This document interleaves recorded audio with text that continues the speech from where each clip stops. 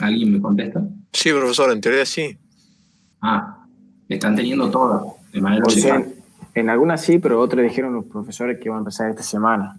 La semana anterior no tuvimos algunas clases, pero nos mandó un correo diciendo que íbamos a tener esta semana, que estaban arreglando todo el PowerPoint y así. Bien. Pero, por ejemplo, yo no tuvimos. Sí, también Sí, por el acceso al aseo y todo el tema, que por eso tampoco habían arrancado las clases. ujú. Y en el cuatrimestre pasado, ¿tuvieron toda la asignatura? Sí. Ajá, Sí, bien. sí, el pasado, sí. Por eso se les debe estar superponiendo algún examen con la fecha que me han pedido que cambie, digamos. Calculo que es por eso. Pero bueno, para que sepan todos, si no les avisan, es el 9 de septiembre a las 15. ¿Sí? Lo voy a tomar por acá, va a ser un formulario multiple choice de Google Form. Y aproximadamente, como les decía, van a ser aproximadamente 40 minutos, tal vez un poco menos. Lo contestan, me va a llegar a mí, no va a tener calificación automática y de ahí yo les voy a contestar con la nota. La recuperación todavía no me han pasado ni cuándo es, ni cómo, etcétera. Supongo que están intentando ver si es que el COE les habilita la parte, algo presencial, por lo menos para tomar exámenes o para recuperaciones. Bien, entonces a ver que les confirme el 9 de septiembre a las 15 va a ser el examen de Teleinformática 1, ¿no? Bien, bueno, ahí les comparto la presentación.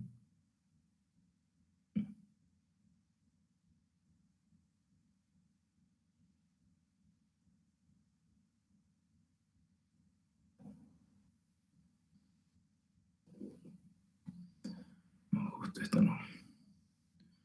Espérame un segundito.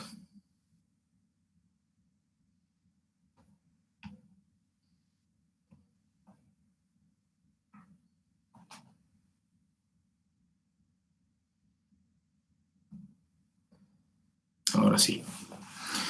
Bueno, la clase pasada habíamos visto los distintos tipos de clases de direcciones, habíamos visto algunas premisas de diseño y por qué se había hecho esto así, y era para permitir que quien tenía que hacer el IP addressing, o sea, el direccionamiento IP de una red que tiene mucha cantidad de hosts y va a tener poca cantidad de redes, elegía una clase A. Si tienen la misma cantidad de hosts que de redes o una cantidad intermedia de hosts, va a elegir una clase B. Y si tienen pocos hosts, una clase C. ¿Sí? En principio, cuando se empieza a diseñar, uno principalmente se basa en la cantidad de hosts. O sea, ustedes ya se darán cuenta que hay acá problemas que no tienen solución. O sea, digamos, 2 a la 24 redes con 2 a la 24 hosts es un problema que no tiene solución porque la dirección tiene 32 bits, digamos. No podemos utilizar más cantidad de bits que lo que tiene el protocolo. Entonces, la elección normalmente, digo normalmente, salvo que sean diseñadores de redes WAN, empieza por la cantidad de hosts. O sea, cuando ustedes van a una red y dicen, bueno, tengo 300 hosts, bueno, una clase C no pueden usar porque no tiene esa cantidad de hosts disponible, deberían usar una clase B, o sea, la inmediata superior. Y después viene la decisión de cuántas redes de esos distintos hosts van a interconectar a través de un router, que eso lo vamos a ver un poco más adelante. Entonces, en principio, hay que entender que no todos los problemas de direccionamiento IP tienen solución. Hay, por supuesto que el mundo funciona con IPv4 y se le encontraron soluciones, pero hay veces que hay que, en lugar de tener una sola red, hay que partirlo en dos y tener dos redes de menos cantidad de hosts y poner un router en el medio. ¿Sí? Cada vez que nosotros tenemos que interconectar dos network ID distintos, tenemos que usar el elemento que sirve para interconectar dos redes a un router. Dos más. Entonces en eso, lo que están viendo ahí, ya les agrando la pantalla, es que teníamos la clase A y podíamos determinar qué tipo de clase de red era en función de los primeros bits del Network ID, ¿sí? Entonces, si empezaba con un 0, era una clase A, entonces eso me indicaba que los primeros 8 bits pertenecían al Network ID y los otros 24 bits al Host ID. O sea, tenía, teóricamente, ya después hemos visto que hay un montón de direcciones que están restringidas, teóricamente tenía 2 a la 8 redes y 2 a la 24 hosts, ¿sí? Cuando le sacamos las que tenemos no disponibles, restringidas por situaciones de diseño, las que son todos 0, las que son todos 1, el 127.001, etcétera, nos queda un grupo más reducido aún que el teórico, que el teórico que da el álgebra binaria.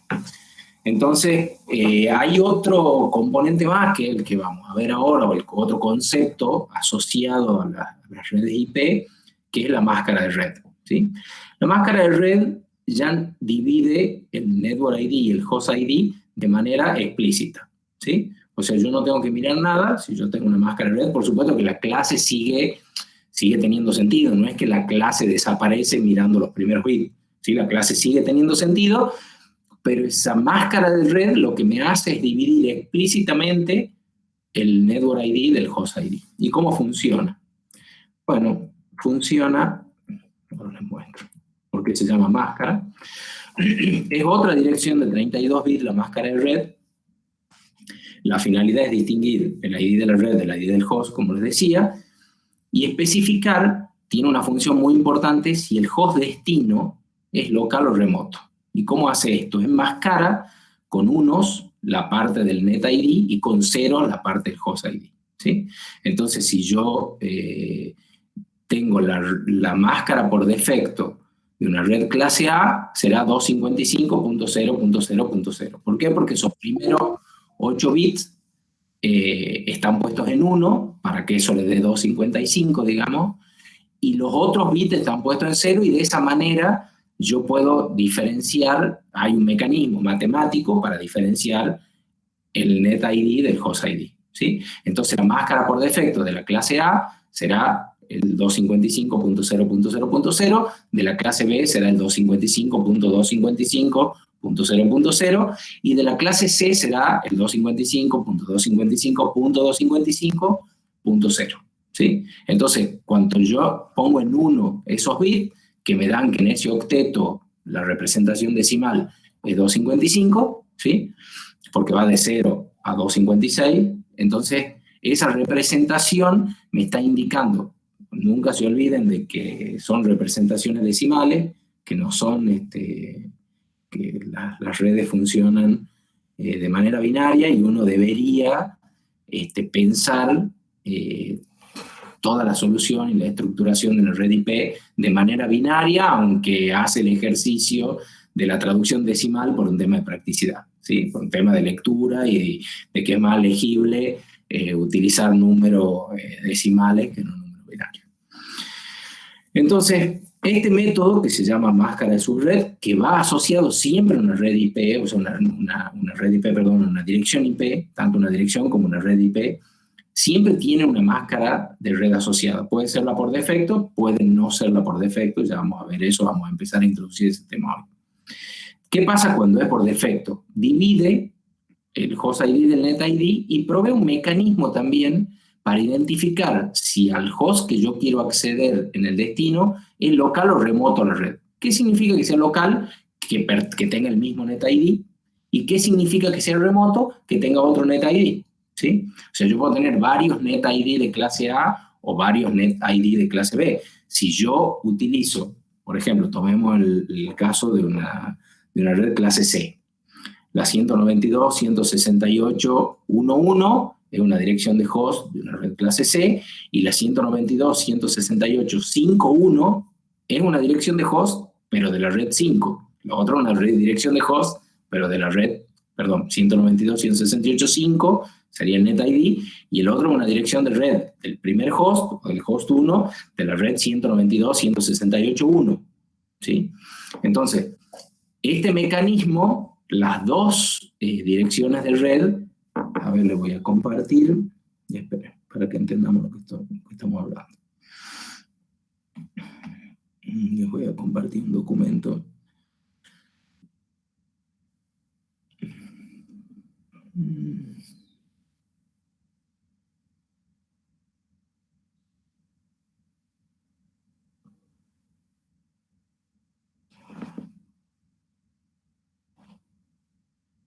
Ahí lo están viendo, ¿no es cierto?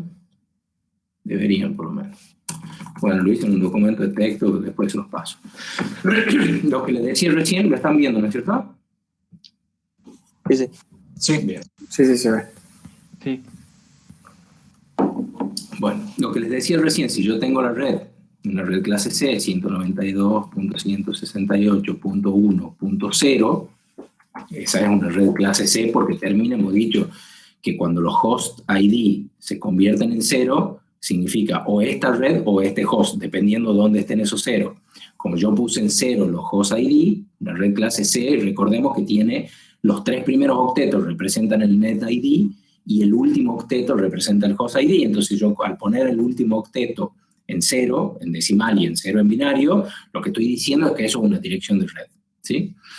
Entonces esa dirección de red y esta dirección de red tienen las mismas características, nada más que en vez de ser la 192.168.1, es la 192.168.5, y pongo en 0 los host ID, significa que eso es una dirección de red.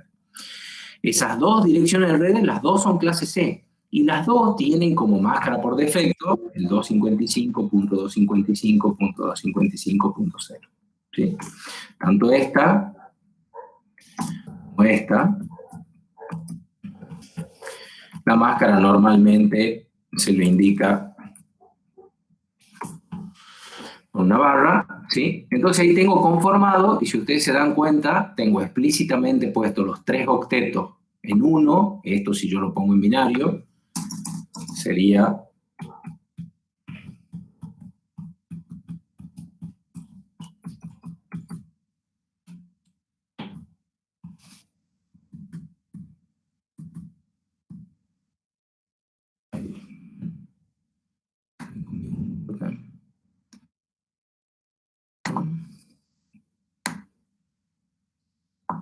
acá hay uno de más.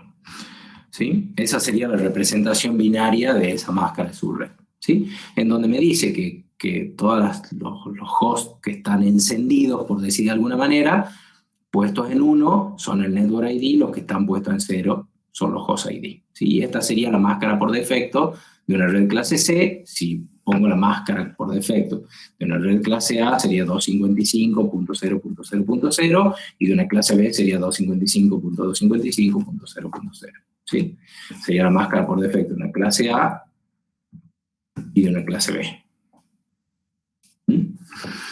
Por supuesto, en cualquier momento que no entiendan algo, me paran, ¿sí? Entonces, si yo me fijo y le pongo una N a lo que representa el net ID y una H a lo que representa el host ID, tendría una representación de este tipo, en donde los 3 primeros octetos son el net ID y el último octeto son el host ID, ¿sí? Bien, entonces, como les decía, la máscara de red cumple una función principal, digamos, determinante en... espérame un segundito. En la decisión, es la única manera que tiene. No se olviden que los protocolos son evaluados por un programa, digamos. O sea, por ejemplo, TCP/IP de Unix, lo pueden bajar el código, está escrito en C. Entonces son evaluados por un programa. Alguien recibe ese paquete en una variable y tiene que tomar decisiones, digamos, no es algo mágico, ¿sí? Entonces, para que puedan tomar esas decisiones, la máscara de red sirve como mecanismo para saber si la dirección es local o remota. ¿Y cómo hace? Hace el AND de la dirección origen. Cuando se arma un paquete IP, recuerden que tiene dirección origen y dirección destino, con la máscara de subred que está definida para esa dirección IP, y obtiene un resultado. Y hace lo mismo con la dirección destino. Hace un AND, una operación AND matemática entre la dirección IP en binario y su máscara de red. Si esos dos resultados le dan igual, significa que la dirección es local. Si le da distinto, significa que la dirección es remota, o sea, la dirección destino es remota. La dirección local no puede ser remota porque la está generando él en el paquete, ¿sí? Entonces, con ese mecanismo yo puedo saber si directamente paso a usar ARP, o sea, el mecanismo de ARP para encontrar la MAC-adre. Una vez que yo sé que es local, ¿qué hago? Bueno, digo, utilizo algún mecanismo, necesito saber cuál es la MAC-adre de ambas direcciones. utilizo ARP, o sea, el protocolo utiliza el protocolo ARP, y de esa manera obtiene la dirección de hardware correspondiente a la dirección IP destino a la cual se quiere comunicar, que es lo que hemos visto en Teleinformática 1, o sea, arma un paquete de Ethernet con esas características. Si es remota, tiene que buscar un router. Ya vamos a ver cómo se hace eso, digamos. También utiliza ARP, pero utiliza ARP para buscar la dirección de algún elemento que lo lleve a la red destino, que ya sabe que no es un host que está conectado en su red. Entonces, como premisa de diseño, ustedes se darán cuenta que si ustedes en una red LAN, que está toda interconectada a través de switch, por ejemplo, utilizan direcciones de red distintas para los hosts, esos hosts no se van a conectar, ¿sí? Porque cada uno lo va a ver como remoto al otro host, ¿sí? Entonces, se puede hacer, es una manera lógica a nivel de IP, por decirlo de alguna manera, de dividir las redes, pero nosotros normalmente lo que queremos, el diseño normal, es obtener conectividad. Entonces, deberíamos diseñar dentro de una red local, de una red de área local, elegir un NetID y después elegir los hosts en ese NetID, ¿sí? Supongamos, si tenemos una red, ustedes seguramente en la casa de ustedes tienen un router, fíjense qué dirección IP les entrega ese router, ya vamos a ver que no es el router el que entrega la dirección IP, sino un programa servidor que se llama DHCP, que puede estar corriendo en el mismo equipo físico, router, digamos, pero es un DHCP server. Fíjense qué dirección les entrega y van a ver que a todos los teléfonos, computadoras o televisores o lo que tengan conectado a esa red le va a entregar una dirección IP que pertenece a la misma red.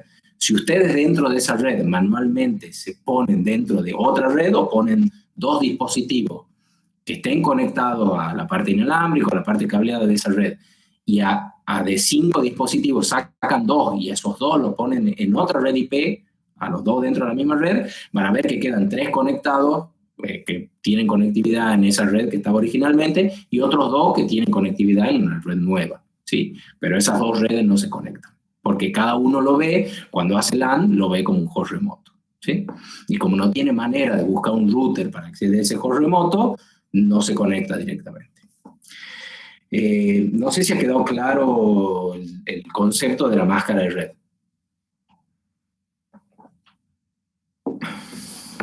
Bueno, si no preguntan, calculo que ha quedado claro. Si no, tanto en el Comer como en el Stalin, como en todos los libros, está perfectamente claro, si no me vuelven a consultar. Bien, entonces habíamos dicho que puedo dividir de acuerdo a esto entre los octetos que representan el NetID, que le he puesto una N, y los octetos que representan el HostID, que le he puesto una H, ¿sí? Para una clase C. Si quiero hacer lo mismo para una clase A, lo voy a poner acá, ¿qué tendría? Tendría 1, 2, 3, 4, 5, 6, 7, 8 puntos y todo el resto host.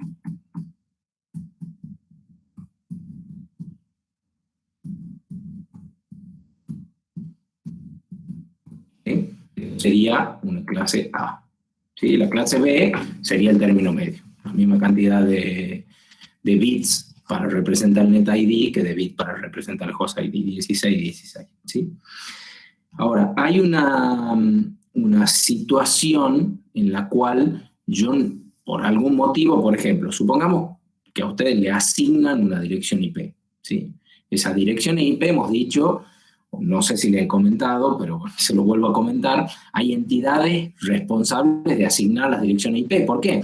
Porque las MAC-adres, habíamos visto que el fabricante también es una entidad responsable de asignar las MAC-adres, pero le dan a cada fabricante una ID inicial de la primera parte de la MAC-adre, de los primeros 24 bits, y después de los otros 24 bits para complementar los 48, el fabricante lleva el conteo de la cantidad de placas que va sacando al mercado y le va poniendo, ¿sí?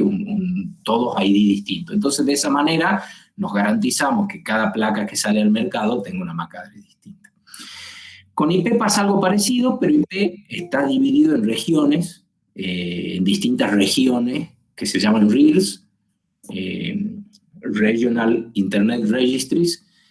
A nosotros nos toca la región que se llama LACNIC, Latinoamerican y el Caribe NIC, y esas son las encargadas de asignar las direcciones si ustedes están en suelo si la solicitan para ser usada en Latinoamérica y el Caribe, ¿sí? O sea, en los países que pertenecen a Latinoamérica y el Caribe.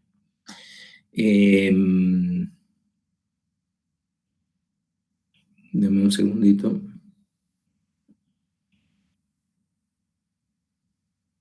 Les pido encarecidamente que entren a horario, ¿sí? Porque realmente me interrumpen todo el tiempo cuando estoy con una idea, los tengo que aceptar en el Google Meet, entonces las clases empiezan a las 3, por favor les pido que estén 3 menos 5 o a las 3, no tengo ningún problema. Bien. Bueno, profesor, pasa que recién me pude inscribir y me dieron el link para entrar a clase. Está bien. ¿Cómo ando, pero yo? Bien, una consulta. ¿Este va a ser siempre el mismo link o cambia? Sí, se va venciendo y si se vence yo lo cambio. Bueno, agrégueme mi dirección de correo para que me mande si Bueno, cambia el nuevo link. dame un mail. Ya Mándame un le mail. mando por el chat. Sí, mándame un mail al mail de la UNTA. Bueno, Paulini@unta.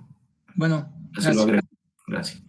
Entonces, como les decía, esa asignación de direcciones IP también hay que controlar que el NetID no se le dé el mismo NetID a dos entidades o a dos solicitantes. ¿Por qué? Porque digamos, el objetivo final de la Internet es que un montón de redes que configuran gente como ustedes y como nosotros se puedan interconectar, y para que eso suceda y se pueda rutear, todos esos NetID tienen que ser distintos, ¿sí?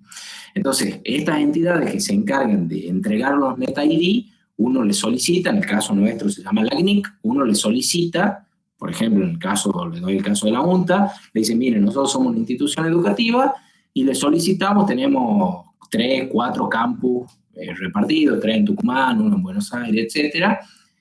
Le solicitamos una red ¿de qué tipo? ¿De qué tipo de red A, B o C solicitarían para un caso como la UNTA?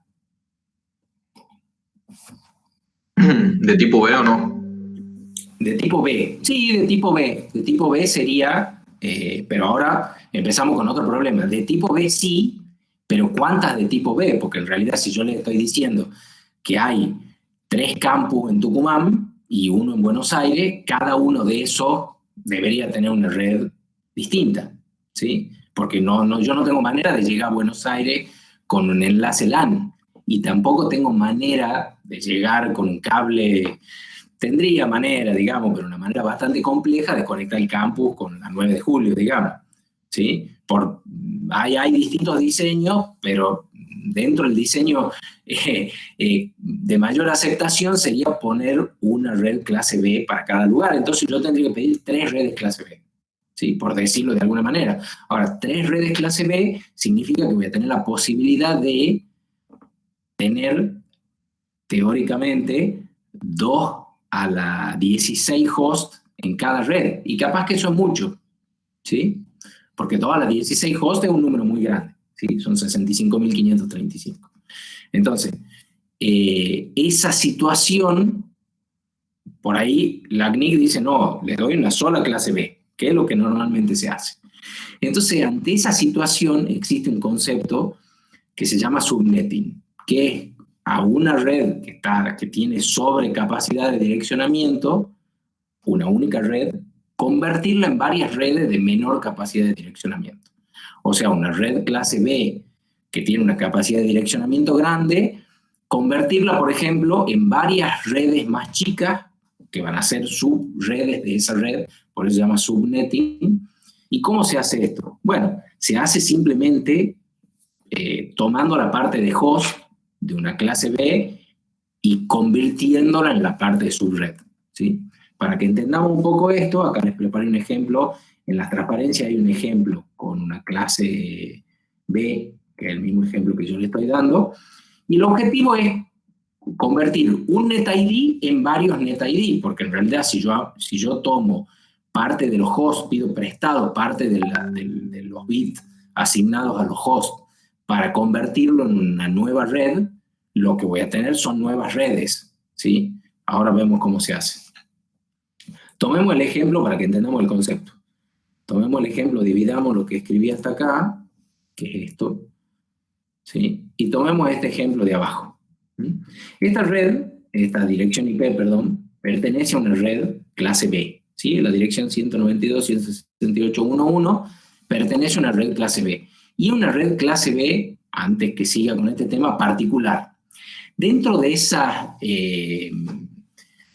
direcciones que me asignan la ACNIC, o que yo solicito y que me asignan, dicho sea de paso, las direcciones IP no tienen costo, o sea, ustedes no pagan por una dirección IP, ¿sí? Las direcciones IP son, por decirlo de alguna manera, patrimonio de la humanidad, digamos, o sea, cualquiera que quiera conectarse o solicitar una red IP, perdón, lo puede pedir, ¿sí? Lo puede pedir al registrador local de su área geográfica, ¿sí? Si están en Asia será APNIC, si están en Europa será RIPE, si están, depende qué lugar, ya después les voy a mostrar un mapita de cómo están divididos los RIR. Esas redes que ustedes solicitan y que tienen que ser todas distintas, se llaman redes ruteables. ¿Por qué? Porque son todas distintas y están pensadas para que sean, si uno hace una implementación de IP addressing en su empresa o en su universidad, etcétera, en el momento que se quiera conectar, alguien me garantizó, una entidad superior que administra eso, me garantizó que esa red que yo tengo es única. Entonces, si yo pongo los hosts únicos dentro de esa red, todos mis hosts quedan conectados a la Internet. Y así se arma la Internet. O sea, de hecho, así se armó la Internet. Primero empezó Stanford, después empezaron otras universidades de Estados Unidos, y después se empezó a expandir, primero las direcciones, digamos, la asignación de direcciones clase A, B y C las tenían monopolizadas Estados Unidos, ¿sí? Después democratizaron un poco más eso y dieron a otras entidades de otras partes del mundo para que administren redes IP, o sea, para que puedan asignar redes IP. Y así se construyó la Internet, así como les estoy contando, de esa manera. Las universidades principalmente, o los centros militares, o de investigación, o gubernamentales, etcétera, se empezaron a interconectar para compartir recursos, para lo que hemos visto en Teleinformática 1. Y así se empezaron a interconectar y se creó la Internet. Entonces, esas clases de redes, les decía que alguien las administra, en este caso la ACNIC, se llaman ruteables. ¿Por qué? Porque si yo las configuro y le pongo un router y configuro bien todos los routers, queda conectado a todas las otras redes que están conectadas a lo que se llama la Internet, porque lo que se llama la Internet no es nada más que un concepto de un montón de redes interconectadas, ruteadas entre sí. Eso es la Internet. Después hay otro tipo de redes que se dejaron reservadas, porque imagínense que ustedes quieren configurar una red IP en su casa y que hacen un trámite cada vez que se conectan al módem de Arnet o del proveedor o de Claro o el teléfono, ustedes no hacen un trámite a la ACNIC para pedir una red. Y si ustedes quieren configurar en su caso una red, tampoco hacen un trámite a la ACNIC, ¿sí? Entonces, dentro del diseño se dejaron unas redes que se llaman de direccionamiento privado o redes privadas, ¿sí? Que se las pongo acá cuáles son. La clase A, la 10.0.0.0, la clase B, la 172.16.0.0 a la 172.16.32.0. Sí, perdón. 0.0, si no me equivoco. Esa les confirmo. La 16 seguro. Y la clase C de la 192.168.00 a la 192.168.254.0. Entonces, esas redes son las que ustedes deberían usar si no necesitan, o si van a hacer un ruteo local, si no necesitan en algún momento conectarse a la Internet. ¿Por qué? Porque los routers ven estas redes y no las rutean, o sea, las rutean pero de manera privada. Nadie, imagínense que si yo configuro en mi casa la 192.168.1.1, ese host, y otra persona en otra parte del mundo configura el mismo host, en el momento que yo las rutee a esas redes, no va a poder, el mecanismo de identificar con la máscara de su red si es local o remota va a perder funcionalidad, ¿sí? Porque de hecho está configurada esa dirección IP de manera remota y el mecanismo de TCP/IP no la va a detectar como local y esa otra red remota no va a ser alcanzada nunca. No sé si entienden cuál es el problema. Si no, me saquen el silencio del micrófono y me preguntan porque sé que tiene su complejidad. Sí, ¿y podrías repetir esa parte, profesor, por favor? Sí, el problema se da, entendemos todos lo de la red ruteable, ¿no es cierto? Y lo de la administración única de la red y por qué tiene que ser así. ¿Entendemos eso o no? Sí, profesor. Sí, bien.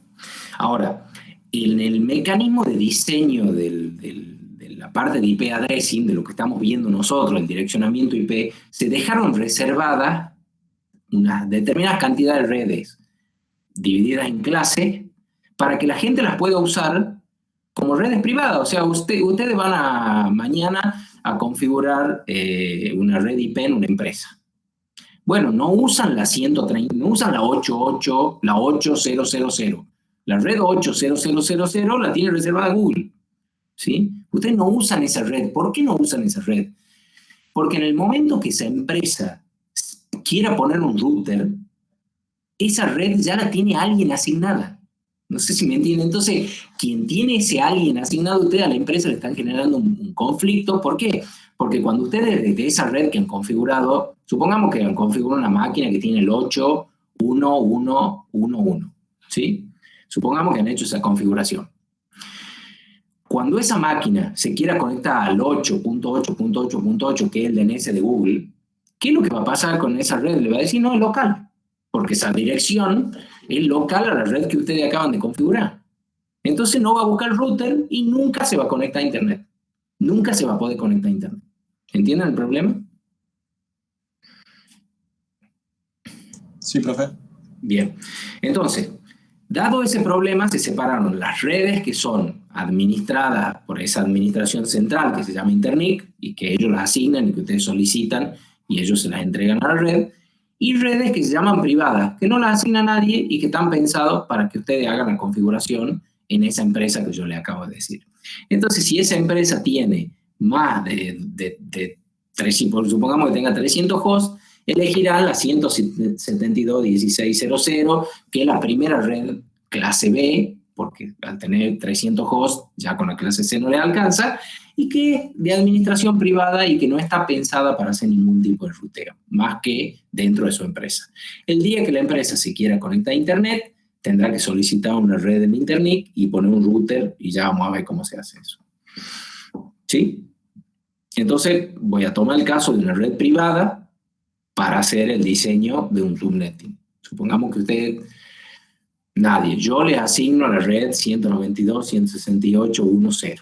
Y tienen esa red para resolver el problema e interconecta varias oficinas que tienen relativamente poca cantidad de hosts. Supongamos que tengan 4 oficinas o 3 oficinas y cada una de esas oficinas tiene 6 hosts. Sería ridículo que desperdiciemos redes IP, ¿sí? O que pidamos una red a Internet o nada de eso para hacer esa conexión. Entonces lo que se hace es hacer una implementación de subnetting sobre la red que uno tiene, ¿sí? Y convertir esa red en muchas redes, en muchos NetID, que son de alguna manera hijas, por decirlo de alguna manera, de la red que se les dio originalmente. Y para hacer eso, matemáticamente no hay otra opción que hacer nuevos NetID. Y para hacer nuevos NetID lo que tengo que hacer es ampliar la parte esta de la izquierda de los hosts que representan el NetID, ¿sí? Porque esa representa una red. Entonces lo que hago es pedirle prestado. Supongamos que tengo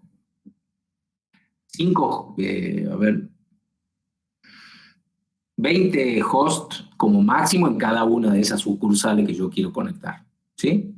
20 hosts.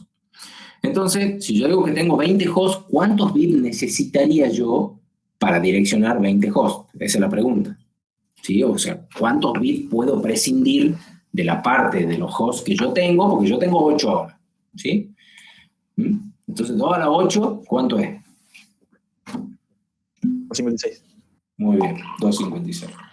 Entonces, 256 me sobran para una sucursal que tiene 20 hosts, pero me faltan redes, porque yo tengo 3 sucursales, ¿sí? Entonces, lo que tengo que hacer es empezar a reducir esa cantidad de hosts que yo no necesito y convertirlos en bits para la red, ¿sí? Entonces, supongamos que yo digo, bueno, voy a quedar con 5 bits para los hosts. ¿Cuánto es 2 a la 5? 32. 32, muy bien. Entonces, ¿qué hago? Mantengo esto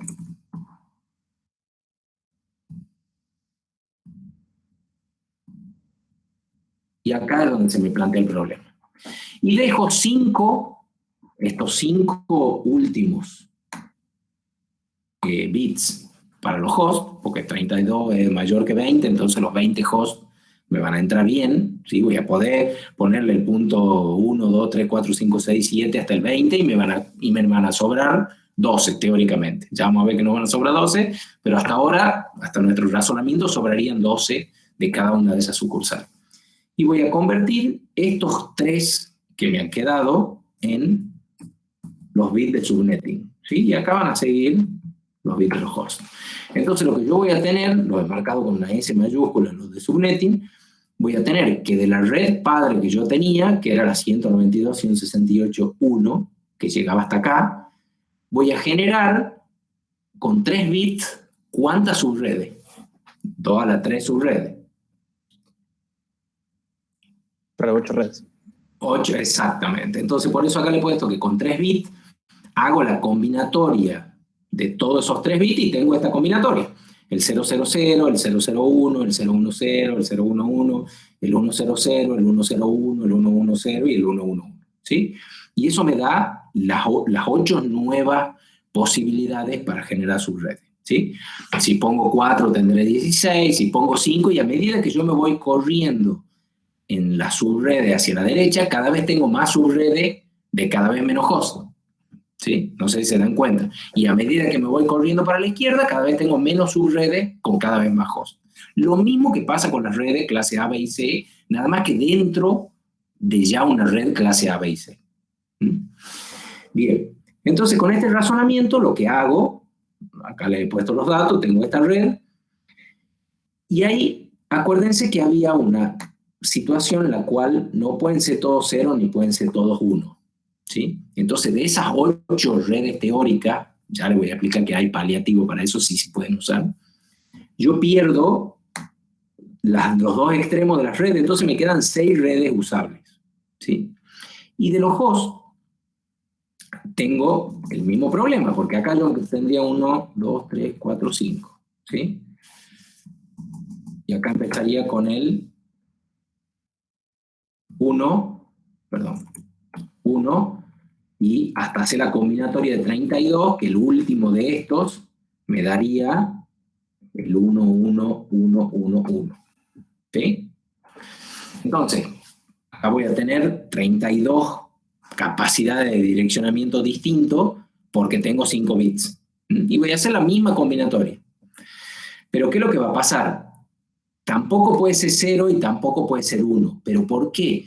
Porque cuando los hosts son todos 1 en la dirección de broadcast, ¿sí? Y cuando los hosts son todos 0 en la dirección de red. Entonces, cuando este esté en 0 y todo esto en 0, va a ser la primer net ID del subnetting. ¿Sí? Ese primer net ID del subnetting va a tener ya no 32 hosts disponibles, sino 30, porque le estoy sacando los 2 extremos. ¿Sí? Al sacarle los 2 extremos, uno se convierte, los que son todos 1, porque sigo la misma regla que seguía para cualquier red clase A, B o C, en la dirección de broadcast, porque conforma un 255, ¿sí? Y los que son todos 0, la dirección de red. Entonces, volviendo un poco atrás, esta dirección IP original, que voy a poner acá, tiene la dirección de red, que es la 192.168.1.0. ¿Por qué? Porque los últimos bits, o sea, los bits que corresponden al host están en 0. ¿Sí? Y la dirección de broadcast, la 192.168.1.255. ¿Sí? ¿Por qué? Porque pongo todos los bits en 1. Esas direcciones no es que no existan, existen, pero no son direcciones de host. No pueden ser asignadas a los hosts, porque tienen otra función. Uno es indicar la red y otro indicar un broadcast. Este broadcast, a nivel de IP, se va a traducir en un broadcast a nivel de MAC address, ¿sí? Que es el FFFF.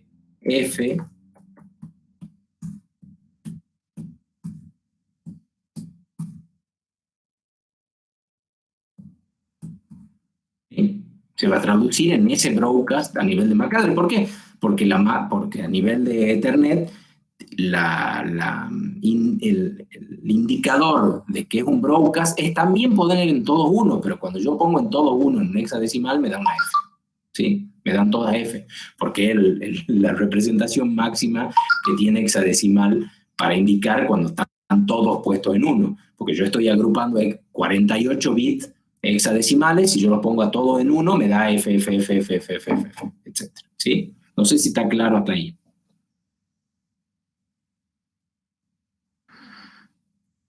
¿Está claro? Sí, profe, está claro. Yo tengo una duda. ¿La MAC no está dividida en 6 grupos? Sí, está dividido en 6 grupos. Y ahí he puesto 5. 1, 2, 3, 4, 5. Muy bien.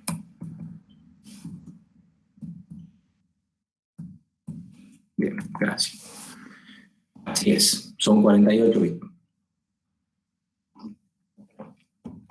No, pero esperen, acá estoy poniendo mal.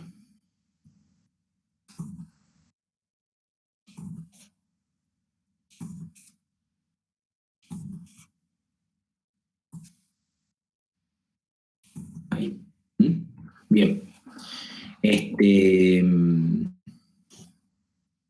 Entonces, sigamos con el mismo razonamiento. Esa dirección de dirección de red y dirección de host las tengo que respetar en cada una de las nuevas subredes. Entonces, si yo he utilizado 3 bits y he dicho que me van a dar 8 subredes teóricas, pero que puedo usar 6, y ahí se abre un abanico de otra posibilidad. Eso fue originalmente así hasta que alguien inventó lo que se llama el Class Interdomain Routing. ¿Qué es el Class Interdomain Routing? Que yo pueda, que el router entienda que cuando estoy haciendo subnetting, el todo 0 y el todo 1 se pueden convertir en una red más. Entonces no pierdo esas dos subredes y uso la notación CIDR, que ya les voy a explicar cómo se hace la notación y cuáles son las equivalencias. Y si no uso CIDR, voy a perder esas dos redes. ¿Sí? Eso es una configuración. Hoy en día todo el mundo usa CIDR y todo el mundo utiliza las redes 0 y 1, digamos. ¿Sí? Pero en los hosts no puedo. O sea, en los hosts no tengo alternativa porque tengo que construir el NetID y la dirección de broadcast. ¿Sí? Que de cada subred, ustedes fíjense que si yo tomo una clase, la clase B pura, es lo que le he puesto acá. O sea, el primer host teórico y el último host teórico, uno es la dirección de broadcast y el otro es la dirección de red. Y en el medio tengo los hosts. ¿Sí? O sea, arrancaría del 1 al 254. Bien. Que son las dos, del 0 al 255, son las 256 posiciones de los 8 bits. Bien. Entonces, veamos acá. Tengo esta dirección IP, he tomado el número de host teórico, ahí le he puesto son 30, pero 32, pero en realidad el útil son 30, y lo que voy a ir haciendo es adosar a esa en binario. Yo los animo a que primero lo hagan en binario, por lo menos con esta red chica, ya después se lo paso, lo pongo en el Classroom, y después hay miles de maneras de hacer subnetting, pero miles de métodos, ¿sí? Yo les explico cómo es el método de bajo nivel, por decirlo de alguna manera. Después hay reglas, etc. Si ustedes se fijan, acá están puestas las 8 subredes, ¿sí? Y ya volvemos con la notación CIDR que está puesta acá. La primera empieza en 0. El primer host, si yo sé que tengo 32 hosts teóricos y 30 que puedo usar, el primer host es el 1, y el último host es el 30, y la dirección de broadcast es el 31, y la próxima red, el NetID, es el 32, y así voy saltando porque todas las subredes son iguales. Entonces llego al final con la última dirección de broadcast correspondiente a la dirección de broadcast que yo tendría si no hubiera hecho subnetting en la red padre, y la primera dirección de red correspondiente a la dirección de red padre si yo no tuviera subnetting. ¿Sí? ¿Está claro hasta ahí o no? Sí, profe. Bien, entonces lo que he hecho es convertir de un NetID único, pero ¿qué resigno? No sé si ustedes se han dado cuenta. ¿Cuántos hosts útiles tengo en total en todas estas subredes si yo los sumo? Tengo 240. ¿Sí? Tengo 240 hosts. ¿Y cuánto tenía si no hacía subnetting? Tenía 254, claro, porque en realidad estoy utilizando para cada subred, estoy perdiendo 2 hosts, ¿sí? O sea, para cada subred voy perdiendo 2 hosts, y esos son los hosts que me están faltando, ¿sí? Porque las convierto en direcciones de NetID, de nuevo NetID, y de dirección de broadcast. Entonces, hacer subnetting no es gratis. O sea, pierdo algo, gano en cantidad de subredes, pero pierdo, si yo sumo la cantidad total de hosts, pierdo. Cuanto más chica sea la cantidad de hosts de la subred, más pierdo en porcentaje, o sea, mayor el overhead. ¿Sí? Porque tengo más redes, y yo por cada red pierdo 2, cuanto más redes tengo, más pierdo. ¿Sí? Entonces hay un balance y un equilibrio, y vuelvo a decir lo mismo que les he dicho cuando empecé la clase. Hay problemas en IP que no tienen solución. ¿Sí? O sea que no, que matemáticamente no tienen solución, hay que buscarle otra solución. ¿Quieren hacer alguna pregunta? ¿Tienen alguna duda? Profe, usted dice que 2 direcciones quedan inutilizables, ¿verdad? Porque una es de broadcast y el otro sería la puerta de enlace, ¿o no? No, la puerta de enlace no tiene nada que ver en esto. ¿Por qué dice usted la puerta de enlace? No, uno es la dirección de red y otro es la dirección de broadcast. Claro, pero por ejemplo, si yo estoy dentro de la red 192.168.1.1, si cambio el último 1 por un 0, ingresaría a la puerta de enlace del router, sería. No, por eso les he dicho que se olviden todo lo que creen que saben. No, ya lo voy a explicar bien. La dirección del router y de la puerta de enlace que usted dice, no estoy viendo quién habla. Gaspar. Gaspar, ¿cómo está Gaspar? La dirección esa de la puerta de enlace es una decisión de diseño de quien diseña el IP addressing. O sea, ustedes van a decidir cuál es la puerta de enlace, ¿sí? Que es la dirección del router para encontrar otra red. Pero no es que viene prefijada, no es que siempre la 1, o que yo le puedo poner ahí la dirección que yo quiera, ¿sí? En el diseño. Por convención se usa la primera dirección de la red o la última. Pero por una convención hay un montón de redes que no es así, ¿no? Pero no tiene nada que indique que eso sea así. En cambio, la dirección de red y la dirección de broadcast, sí hay algo que indique que es así. Que es cuando todos los hosts son 0 o cuando todos los hosts son 1. Por ejemplo, si estoy en la subnet que empieza en 65.65, ¿sí? En la tercera. ¿Cómo Sí. acceder a la puerta de enlace? Es que la puerta de enlace es un host más de la red. Claro. ¿Sí? O sea, sería uno más. Supongamos, yo voy a configurar la puerta de enlace de esa red, por ejemplo, la 65, que es el primer host de esa red. Perfecto. ¿Sí? Así como configuraría la puerta de enlace si no tuviera subnetting en la 1, que es el primer host de la subred sin subnetting. ¿Sí? Pero es una decisión del diseñador. La puerta de enlace se configura en el router y se configura en el cliente de alguna manera. O sea, se configuran los dos equipos, uno tiene la configuración a nivel de IP y el otro sabe que a dónde tiene que ir a buscar cuando el LAN de las dos subredes, cuando hace LAN con las máscaras de red de las dos direcciones IP le da distinto, sabe que tiene que ir a buscar esa dirección IP porque ahí está indicada la puerta de enlace. Pero eso lo vamos a ver un poquitito más adelante cuando veamos ruteo, para que todos los otros chicos no se confundan, ¿sí? Ya lo van a entender bien cuando veamos ruteo. Me va a ser relativamente complejo explicarle acá porque hay que dibujar bastante en el pizarrón, digamos, para hacer eso, pero vamos a hacer lo posible. Pensaba que la dirección de network tenía que ver más con la puerta de enlace y que por eso no podía... Esa era más mi duda que otra cosa. No, nada que ver. La dirección de la puerta de enlace, de lo que se llama puerta de enlace, o del router, o de los routers de las redes más, puede haber más de uno. Perfecto. Nosotros vamos a ver casos donde hay más de uno, entonces tengo que usar más de una dirección IP. No hay nada que me diga que es la primera, ni la última, ni nada. ¿Sí? Es una decisión de diseño de cada diseñador del IP addressing. Bueno, gracias. Por nada. Bien, ¿alguna otra duda de esto? ¿Han entendido cómo se construyen las subredes, para qué sirven, cuál es la finalidad, etcétera?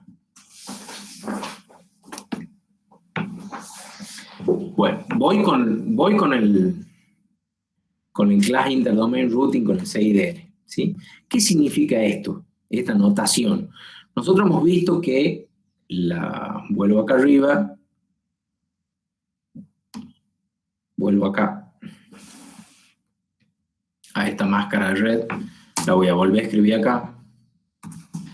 255.0 es la máscara de red por defecto de la clase, a ver, voy a copiar esto que está acá.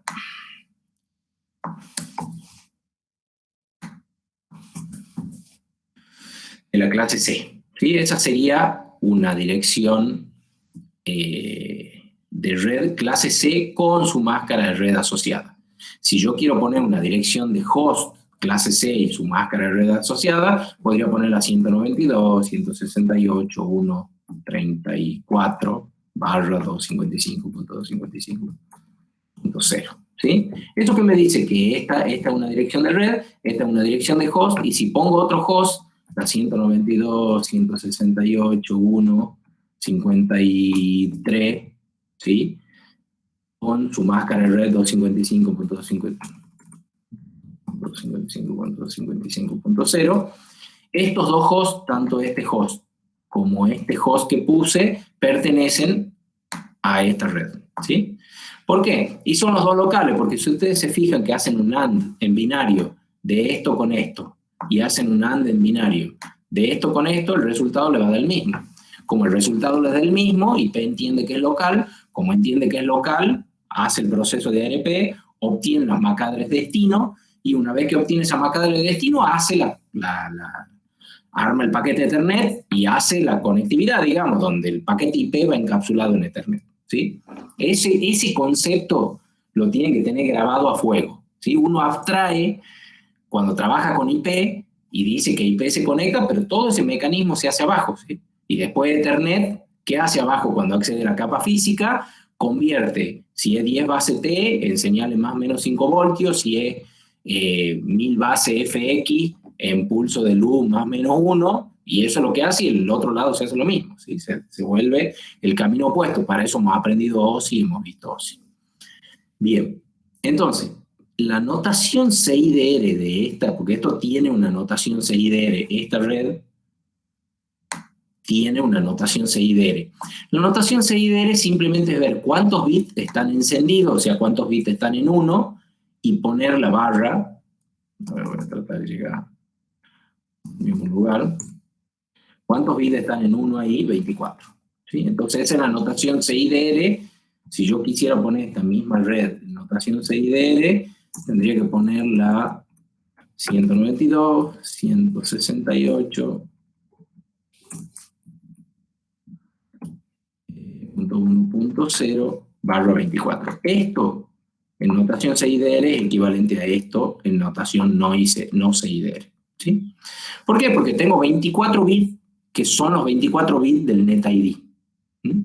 Entonces, cuando yo hago subnetting, como estos bits se convirtieron en los bits de NetID, lo que voy a tener es una alteración de la máscara de red. A 24 le sumo 3 bits, me da 27, ¿sí? Si a eso mismo yo lo pongo en binario, me da esta máscara, ¿sí? Me da las 255, 255, 255, 224. ¿Por qué 224?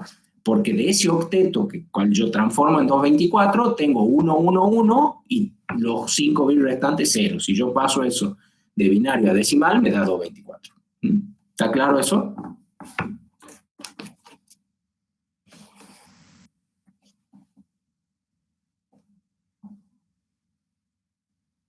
¿Está claro para todos? Sí, profe. Bien. Bueno, sé que son muchos conceptos, pero lamentablemente los IP se aprende, yo siempre digo en mi idea que se aprende por impacto, digamos, porque no hay por dónde encontrar la punta del ovillo para explicar todo junto, porque hay cosas que están relacionadas con todo, ¿sí? No hay un inicio y un final de cómo explicarlo. Entonces, bueno. Profesor, sí. Una consultita. Sí. Al comienzo, cuando armó la subnetting, sí, ¿cuántos hosts necesitaba por red? 20. ¿Mínimo? Ah, 20. Bien, perfecto. Gracias. Y tres redes. Entonces obtuve 6 subredes distintas de 32 hosts. ¿Sí? Esa es mi solución. Puede haber otra solución, ¿no? No es la única. Puedo tomar, si tomo 4 y 4, ya voy a tener 16. Ya no me alcanzaría, digamos, 16 hosts. Necesitaba 16 menos 2 voy a tener 3 14. subredes también, mínimo. ¿Cómo? Necesitaba 3 subredes mínimo también. Necesitaba 3 subredes. No mínimo, 3 subredes. 3 subredes. ¿Sí? 3 subredes, sí. Ahí no tiene mínimo, digamos. Bueno, sé que son, como les digo, sé que son muchos conceptos, etcétera. Voy a dejar acá la parte subnetting y les voy a mostrar o pedir, o seguramente ya Emil se los va a instruir, para que instalen un simulador de... Como no tenemos laboratorio, lamentablemente van a tener que hacer las simulaciones en su casa, digamos. Y creo que parte del entendimiento es poder hacerlo, digamos, hacerlo funcionar. Es difícil que, primero, ahora con la cuarentena no se debería que se reúnan para una red. Segundo, es complejo, entonces mucho mejor hay simuladores de redes que funcionan exactamente como si ustedes armaran una red, y es lo que les voy a mostrar ahora para terminar con la clase de hoy. Es el simulador, hay varios simuladores, no es el único el que les voy a mostrar. No sé por qué no lo puedo compartir, espérenme un segundo. Se llama GNS3.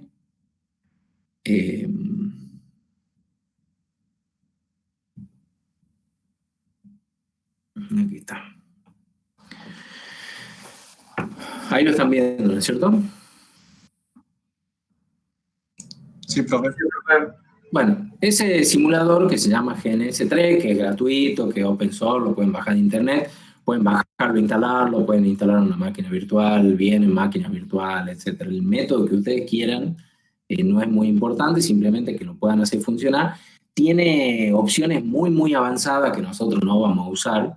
Yo cuando diseñaba redes lo usaba muchísimo porque se puede conectar incluso la simulación que uno ha hecho a una red real. O sea, puedo conectar esta parte de la simulación al puerto de red del equipo que estoy corriendo la simulación y conectarlo a una red real y ver cómo sería una ampliación de la red, captura paquete. Tiene infinita complejidad. Pero lo que a mí me interesa que ustedes sepan es la parte de IP, que es lo que está dibujado ahí. O sea, 2 PC, tienen acá las virtual PC, las arrastran y tienen una PC, con el botón derecho tienen la configuración de esa PC y dentro de esa configuración de esa PC tienen la red de IP, ¿sí? Que es lo que a mí me interesa que ustedes practiquen. Tienen el nombre y tienen la red de IP. Entonces, esto está comentado, fíjense, ustedes le ponen acá la red de IP que ustedes quieran, ahora les muestro una. Si no, o le preguntan en Milce o en internet, hay millones de tutoriales. Si no me preguntan a mí, yo a esta le puse la 192.168.1.1 con la máscara de red, siguiendo un poco el ejemplo que veníamos viendo recién, ¿sí? Y a esta otra PC que tengo acá le puse, creo que el 5, ¿sí? Y le puse el nombre PC2. Entonces esto, cuando ustedes le ponen, puede estar pausado o le ponen play, si está bien conectado, para conectar, bueno, supongamos que conectamos esta PC, hago clic, perdón, me voy acá al cablecito lo toco acá, me indica la placa de red a la cual quiero conectar, voy hasta el switch, toco ahí y me dice el puerto de Ethernet donde lo quiero conectar al switch, y bueno, ahí queda conectado, digamos, ¿sí? Obviamente, para que eso está funcionando a nivel de Ethernet, para que eso funcione a nivel de IP hay que configurar los parámetros de la red de IP. Entonces ustedes acá pueden armar redes y configurar las distintas IP, de poner distintas redes, hacer distintas configuraciones y utilizar el comando ping, que ya vamos a ver qué protocolo usa y lo vamos a ver en detalle, para testear la conectividad entre las distintas configuraciones que ustedes hagan, ¿sí? Entonces, si ponen acá la consola, acá la consola, no sé si la ven a la consola ahí o no. No la ven, ¿no es cierto? Al menos yo sí. No. Abajo que está con letra roja. No la están viendo la consola. A ver, esperen, ya les comparto el escritorio. Porque la consola se abre en la consola del...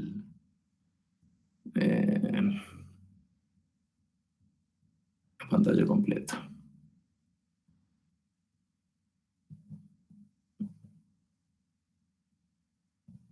Bien. Ahí deberían estar viendo el escritorio completo, y cuando yo pongo consola, se abre la consola del sistema operativo, digamos, ¿sí?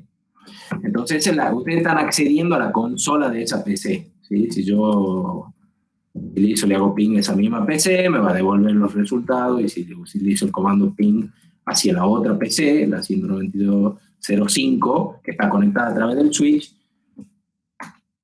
perdón, la 1.5, la 0.5 no me devuelve nada, porque no existe, y la 1.5, ¿sí? Me va a devolver con el round trip, digamos. Ya vamos a ver, todos estos parámetros ya los vamos a ver. A mí me interesa que la instalen en la herramienta, que conozcan un poco cómo se maneja la herramienta. Como les digo, tiene 1.000.000 de... Incluso se puede configurar los firmware reales del equipamiento que ustedes están por simular. O sea, bajan el firmware del switch Cisco modelo tal, lo ponen ahí, tienen la interfaz, la consola, bastante, tiene bastantes opciones. Bájenlo, instálenlo, jueguen un poco, conecten un par de PC, fíjense de configurar PC con una red. Si quieren hacer configuraciones más complejas, configuren subnetting, etc. Después se pueden empezar a agregar cosas más complejas como router, hub, bueno, etc. Entonces, se puede realmente ver cómo funciona IP. A medida que ustedes van haciendo la clase, pueden ir haciendo algún laboratorio en su casa de cómo funciona. Bien. Bueno, vamos, no sé si hay algunas consultas, algo que quieran comentar. No quiero avanzar más hoy, si bien no estamos lejos del horario de terminar la clase, no quiero avanzar más porque sé que son, en 1 hora le expliqué subnetting, y sé que esto tiene un tiempo de maduración, digamos. Así que ya les voy a subir el ejemplo. Hay un ejemplo que está en la transparencia de una clase B, es exactamente lo mismo que les he mostrado yo. Mírenlo al ejemplo, lo comentamos la clase que viene. No sé si alguien quiere hacer alguna consulta.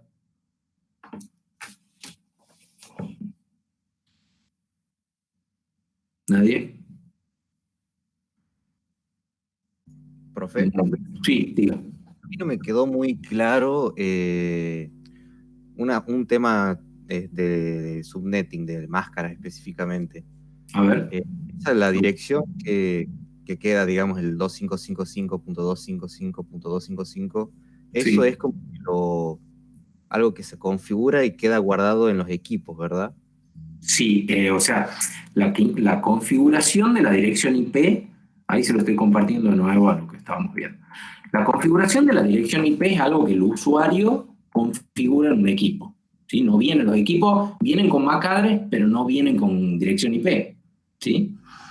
Esa configuración, ya vamos a ver más adelante, por eso digo que se aprende un poco por impacto. Esa configuración de dirección IP, lo que estamos viendo ahora es que nosotros la configuramos. Nosotros, yo, usuario, como le acabo de mostrar el GNS3, le digo, este equipo para mí va a tener esta dirección IP. Y mañana se me ocurre que le quiero cambiar la dirección IP y se la cambio y no hay problema. También hay un método automático de configuración de dirección IP, que es el que más usado, el que usan ustedes en su casa con red inalámbrica, etc. ¿Sí?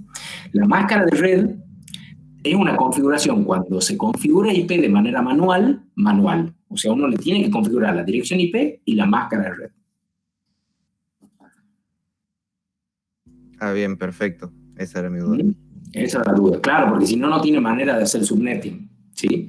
Ahora, ya vamos a ver que todo eso se puede, digamos, autoconfigurar o no autoconfigurar, pero que hay un elemento que se llama DHCP Server que envía esa configuración a los hosts, pero uno tiene que configurar el DHCP Server. O sea, estamos en la misma. El concepto de entender cómo funcionan es exactamente el mismo, ¿sí? Lo pongan manual uno por uno o configuren un servidor central para que entregue las configuraciones con unas determinadas reglas. Pero a ese servidor central también hay que configurarle qué máscara de red va a entregar.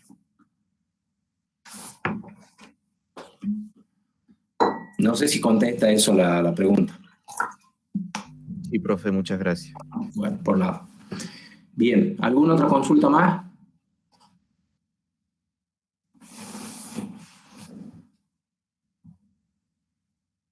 Bueno, si no hay consultas, nos vemos, estudien, repasen lo que hemos visto hoy y la clase que viene lo volvemos a comentar, porque no es que ya está, ya terminamos con subnetting, no, la clase que viene vamos a volver a comentar y vamos a retomar un par de temas que sé que son complejos y lo vamos a rearmar. Traten de instalarse el GNS3, así si tienen algún problema, duda o algo, lo pueden ver con Emilce, que tienen clase en un rato, o lo pueden ver conmigo la clase que viene.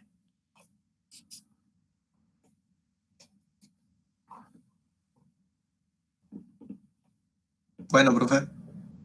Perfecto. Bien, Bien, perfecto. Nos vemos el próximo miércoles, entonces, profesor. bueno, nos vemos el otro miércoles. Hasta Espero luego. que sí. Hasta luego. Que anden bien. Profe. Chao, hasta luego. Chao, profe, gracias. Chao, por nada, hasta luego.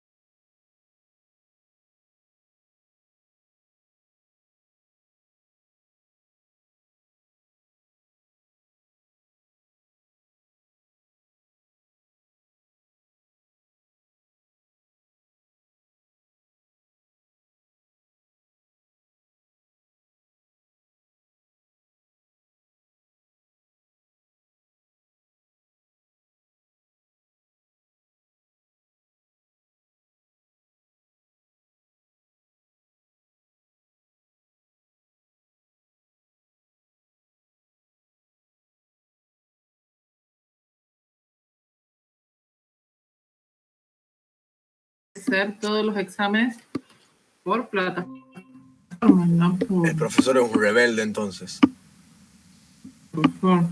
¿Sí?